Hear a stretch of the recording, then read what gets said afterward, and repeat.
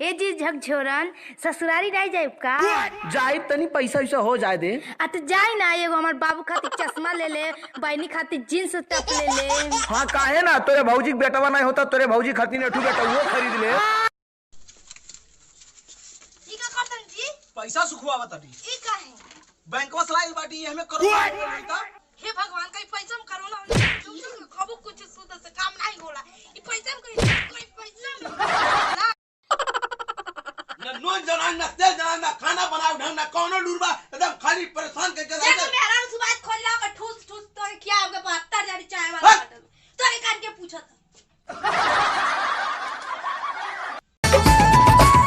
सुखता नस तबिया तनी रस न त जाम हो जाई, न त जाम हो जाई। ए राजा चलो ना पिपरवा के तरवा ओही जे सारा काम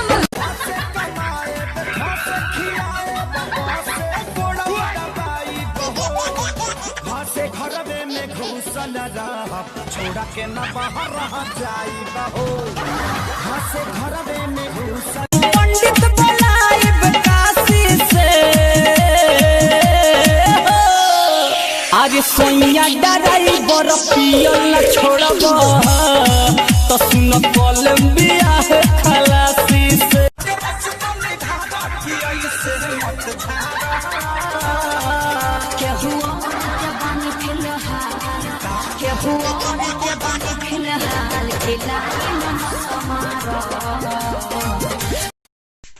महारानी है सुदर बाटी खाना ना क्या बनाई दादा माई क्या देखी तो नौकर है क्या कि तो हुरे का बना के दे दिया हमर माई दे ना दहेज दे के शादी कर ले वाला तो खाना बना खाती तो दहेज देले बाटे तो खाना नहीं बनाई का नहीं, हम खाना नहीं बनाए। अब मारा बाबा खिच मेरी फोटो ले, खिच मेरी फोटो ले, खिच मेरी फोटो पिया। जब देखा तब टेढ़ बाकुल खड़ी हुई, सही से खड़ी होवे तब ना फोटो खिंचाई रे। जब नहीं तब मरते रहे ला खाली हमके, जब नहीं तब मरते रहे ना। फोटो खिंचा करती सही से खड़ा हो एक पराला। हमें कुछ खिंचा हो जाए। मम्मी आपकी शादी के एल्बम में ये आदमी कौन है? अरे यही तो तेरे पापा हैं। वाओ, पापा कितने स्मार्ट लग रहे हैं। हाँ बिल्कुल सही कहा। तो फिर हम इस बुढ़े के साथ क्यों रहते हैं?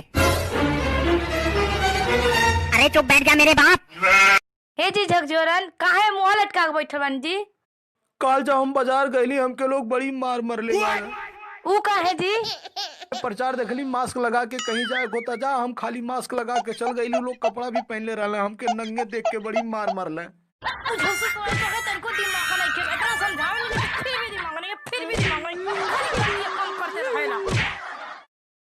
नमस्कार दीदी भौजी लोग, ये लॉकडाउन में अपने पति से बिल्कुल काम ना करवाएं। हमरा संस्कार में पति के परमेश्वर मानल जाला। गुड्डी है नाश्ता कैला? हटा हटा आगे से, हम वीडियो बनाता नहीं, हमारे आगे मत आवा। लेट होता अभी कपड़ा धोए एक बार, तोहार फिर बर्तन माजे एक बार, झाड़ू पोछा करे एक बार, पानी भरे एक बार, तू है नहवावे। हटा हटा, हम वीडियो बनाता, हमारी बेइज्जती करवाता है, हमारी बेइज्जती करवाता है, जो कमाती है हमारी बेइज्जती कर देना। अच्छा अच्छा बात बोलनी है, बेइज्जती करवाता है हम। झकझोरन कल हमार बहन का बर्थडे बा, सोचा तनी सन का गिफ्ट दे दी कि उ देख के खुश हो जाए। अटू 4 पहिया कार दे हो, ओकर पास तो बहुत बा 4 पहिया, तो हम ही के गिफ्ट कह दे देख के खुश हो जाई। तो ही जरूरत नहीं, तो के दे दे तो हमार का होई हो, तो ही जरूरत नहीं।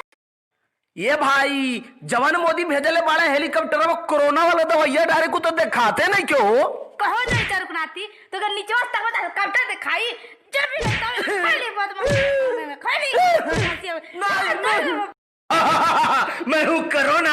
जब कोई बच्चा रोता है तो उसकी माँ कहती है बेटा सो जा वरना कोरोना आ जाएगा। भागो, कोरोना आ गया, भागो भागो। डरो मत गुड्डी, मैं भी इसका इलाज करता हूँ। मर गया कोरोना। गावे ने हम लिपस्टिक हिलेला सारा डिस्ट्रिक्ट। तू खटिया हिलाई नहीं पावेली, पूरा डिस्ट्रिक्ट हिलावे प्लान करती है। आप तो खाली हमारे बारे में सोचत रहे नहीं, ऐसे ऐसे करे नहीं, तारा काय मारे जी? वैसे उल्टा सीधा तो बतिया करेले। हम नहीं रहो, हम चल दे। मैं हूँ कोरोना, मुझसे डरो ना, I love you corona.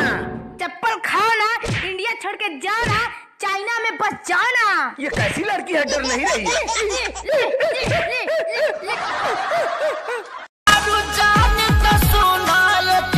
Meeting करा के जा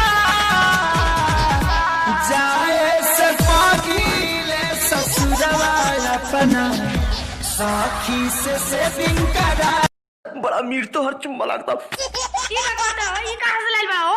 अरे कुछ ना करो तारी हो। अबे मर के तोर कपड़ा फाड़ देम हम। हित्ती चुक्की बाटू हमरे कपड़ा तो कैसे पहुंचबू? रुक जा जल्दी आवता नहीं, रुक जा। ए ल ल ल ल बाजू बंद मसहूर मोरे गोड़वा एक धूरा दूर हट जा तू हमरा सामना वहीं से।